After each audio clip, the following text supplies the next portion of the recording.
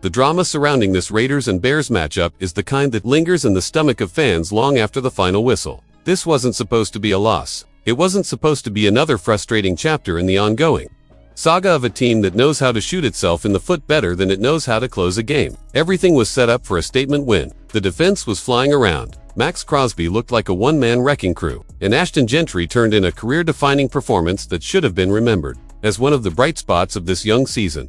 The offensive line, despite losing one of its anchors in Colton Miller, didn't give up a single sack. The running game was averaging more than 7 yards per carry, pounding through the Bears' defense like it was a scrimmage. This was supposed to be dominance. This was supposed to be the type of win that steadies a season. Instead, the Raiders choked it away in spectacular fashion, falling 25-24 to a Chicago Bears team led by rookie quarterback Caleb Williams. A team that had no business walking into Allegiant Stadium and walking out with a win. It wasn't the Chiefs. It wasn't the Bills. It wasn't a contender with playoff pedigree. It was the Bears, a team still figuring out who they are, still struggling to find consistency. And the Raiders didn't just lose, they handed it away. They turned the ball over. They committed sloppy mistakes. And when the game hung in the balance, their special teams unit completely imploded. This wasn't bad luck. This was self-destruction in its purest form. That's not just disappointing, it's humiliating. At the center of it all is Geno Smith. For weeks, there's been patience. Fans wanted to believe in him. The coaching staff wanted to believe he could be the bridge, maybe even the answer. But patience has its limits.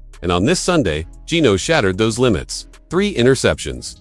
3. That brings his season total to 6, maybe 7, depending on how you chart them. And it's not as though these picks were flukes. They weren't tipped balls or the kind of bad luck that sometimes plagues a quarterback. These were poor decisions, bad reads, forced throws that had no business leaving his hands. This wasn't daring aggression. This was recklessness disguised as confidence. In a league where quarterback play defines your ceiling, Geno dragged this team to the floor. He finished with just 117 yards passing. In today's NFL, you don't win with 117 yards. Not unless your defense scores for you. Not unless your opponent is completely inept. And when you pair that kind of output with giving the other team short fields to work with, you're begging for disaster. Caleb Williams cashed in on those gifts, and in a one-point game, those mistakes were everything.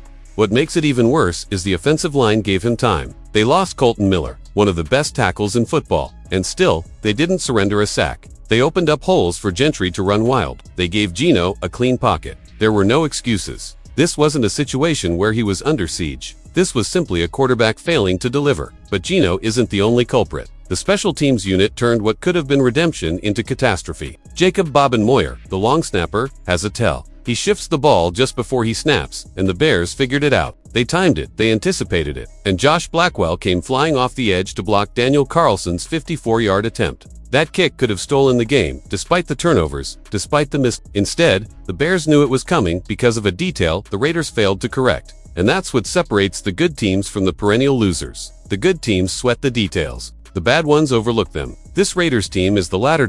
And yes, coaching bears plenty of blame. Pete Carroll was supposed to bring stability, veteran leadership, and the kind of presence that prevents these collapses. But stability isn't just about having a calm sideline demeanor, it's about results. And this team continues to collapse in critical moments. The defense gave the offense every chance to close the door, holding Chicago to field goals through 3 quarters. And yet, when it mattered most, they bent and broke, allowing Caleb Williams to march 69 yards on an 11-play drive that sealed the game. Great defenses close. They don't fold. And for all of Max Crosby's brilliance, for all of the energy that unit brought early, when the lights burned hottest, they flickered out.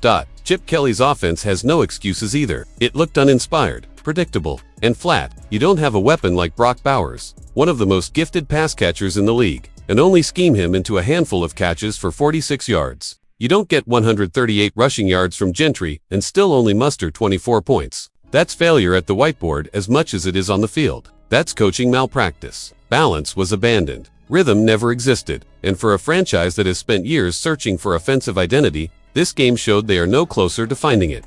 The frustration isn't just about this one loss. It's about the pattern. Last year, it was late-game collapses, blown red zone chances, missed assignments. This year, it's turnovers, sloppy details, special teams breakdowns, different players, same results. Raider Nation has seen this film before, and they know the ending. And that's what makes this so infuriating. It's not just a bad day, it's a culture. A culture that accepts mediocrity. A culture that allows winnable games to slip away. break down the turnovers, and you see the same story repeated. Geno's first interception was late and into coverage, the type of throw a veteran should know better than to attempt. His second came on a dagger concept they had drilled in practice, and yet in the game, he was baited and picked clean. That's the difference between practice reps and live bullets. That's the difference between being a steady hand and being a liability. The miscommunications with his receivers only amplified the disaster. Trey Tucker missing motions, linemen confused about blocking assignments, receivers and quarterback out of sync. It all points back to preparation. And preparation is on the coaching staff as much as it is on the players.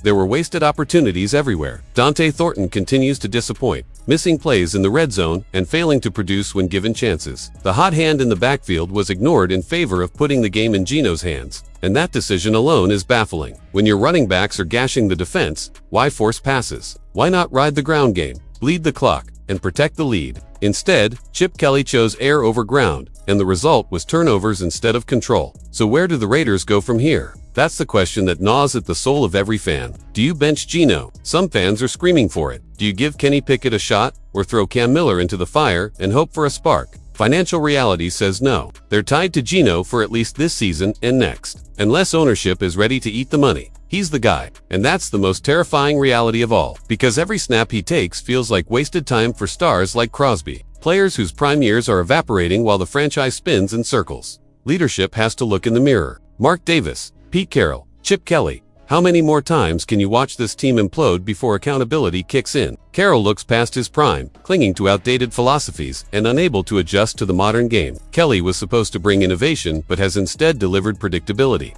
And the players, caught in the middle, are the ones paying the price every Sunday. Raider Nation is loyal, but loyalty has limits, and frustration is boiling over. They deserve better. They've endured enough heartbreak to fill a lifetime. This wasn't just one bad game. This was the Raiders in microcosm. Talented enough to dominate, careless enough to collapse. Every time hope builds, reality slaps it down. And until someone inside the organization has the courage to change the culture, to demand accountability, this is what Sundays will continue to look like. Heartbreak, wasted opportunities, and questions that never get answered. What do you think, Raider Nation? Is it time to bench Geno Smith? Do the coaches deserve the blame more than the players? And how much more heartbreak can this fan base take before sweeping changes are made? Drop your thoughts in the comments below.